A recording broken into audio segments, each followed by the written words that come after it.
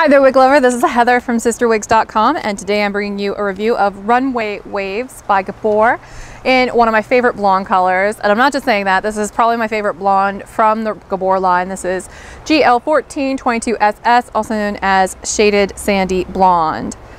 It's a really great light blonde color. It's got a little bit of warmth in it, a little bit of ash. It's nice and light. The rooting is super subtle. Just a really great color, but this isn't about the color, this is about the hair. So I'm just gonna go ahead and get right down to it. I think this is really pretty. It's basically the long version of Soft and Subtle, which is one of my favorite everyday wigs. You can abuse a Soft and Subtle. Like, seriously abuse it. I travel a lot, as some of you may have noticed, and Soft and Subtle is the wig I wear when I travel. You can tuck it in your luggage. You can roll it up into a wad and put it in a suitcase and shake it out, and it still looks great. I don't know if that's necessarily going to be the case with something this long. And I promise that that little digression had a point.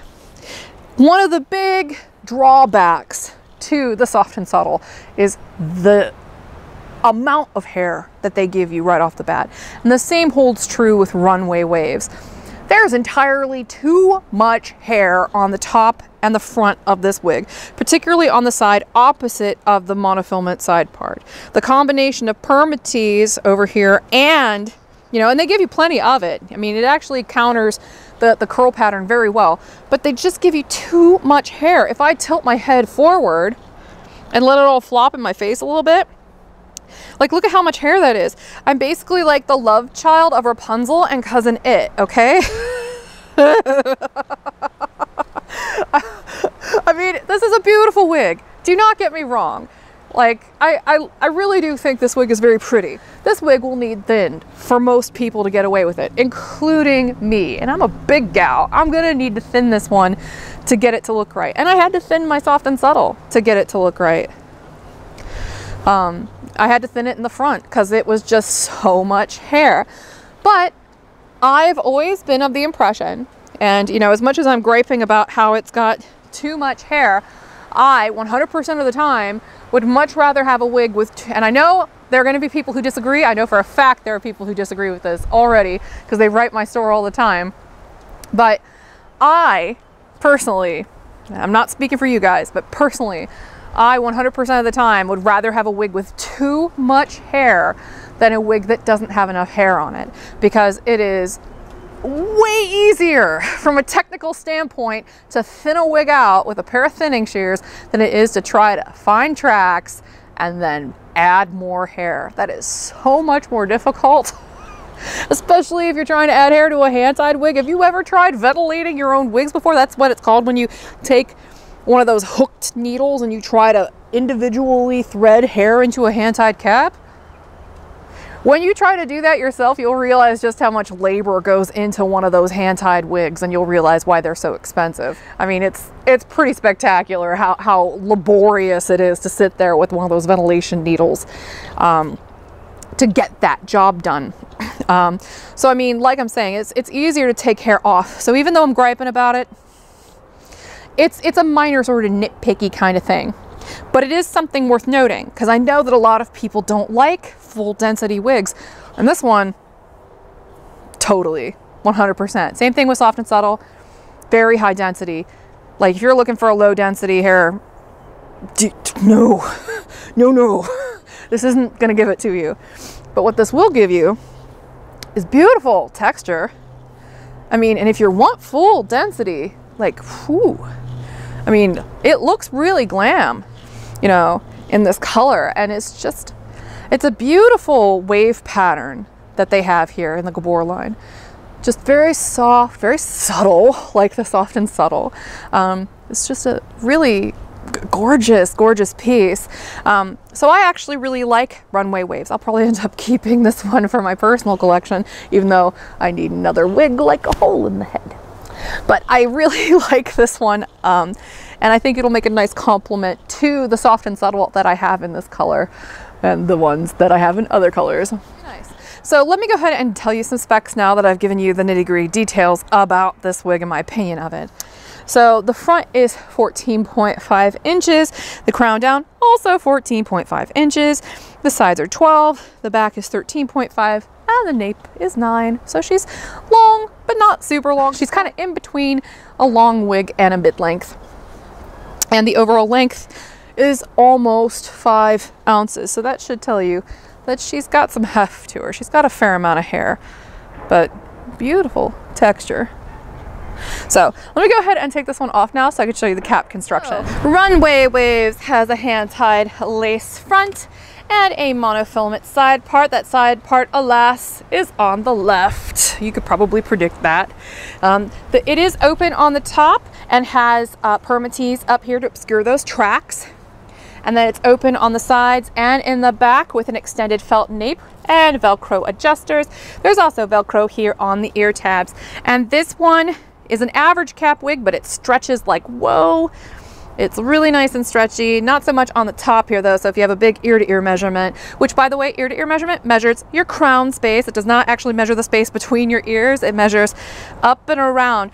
So I'm just gonna go on and tell you, when you measure your ear to ear, you're actually measuring, you see the seam that goes from like this ear tab here all the way around the top of the crown and all the way back to this other seam? That's your ear to ear measurement. It's about 7 inches back from the top of your hairline. See that seam there? That's your ear to ear. So you want that to go choomph like that, up and around about here, okay, when you're measuring your ear to ear. You do not want it to go choomph like that. Whenever I get a really huge ear to ear measurement or one that's really shallow, I kind of know you're measuring it wrong. But you want to be measuring kind of where that seam hits, and it's on all wigs. Like I've got this Sarah here that I'm also reviewing. That exact same seam, the Sarah by John Renault, exact same seam right here. So that is where your ear to ear measurement is, okay? Good rule of thumb. So just grab a wig. If you don't know where to measure, check out where that seam is and try to approximate that on your head, okay? But anyway, so if you need a lot of space on your ear to ear measurement, this one's not gonna give it to you. But it will stretch quite a bit here on the sides.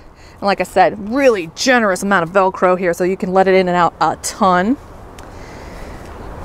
And I love this color. The rooting on these Gabor soft shades is so subtle and pretty and gorgeous. Really, really luscious. But yeah, those are those waves. This is them before being combed out. And now, through the power of combing technology, yeah, this one definitely looks a little bit better when she's combed. Very pretty. And she is going to shed a little bit, but all wigs will shed when you get them home. Don't freak out. Especially don't freak out if the wig's long, because I know, and I'm not trying to minimize this, trust, I'm not minimizing this. I know that when you're going through the trauma of losing your own hair, it can be especially traumatic to be losing hair on your wig, but it is so normal. It is way more normal and way less damaging to the wig to lose hair on the wig. Because remember, they're putting a lot of extra hair on this wig. You know, they're putting like about 200 to 300 times more hair on this wig than you're normally going to get on your head. A lot of people thin their wigs to get them to look more appropriate on. And so one of the reasons why they put so much extra hair on is because they know it's going to shed. Okay. It's just part of the nature of wigs. And it's normal for them to shed a little bit, especially when you first wash them, wear them, comb them the first time.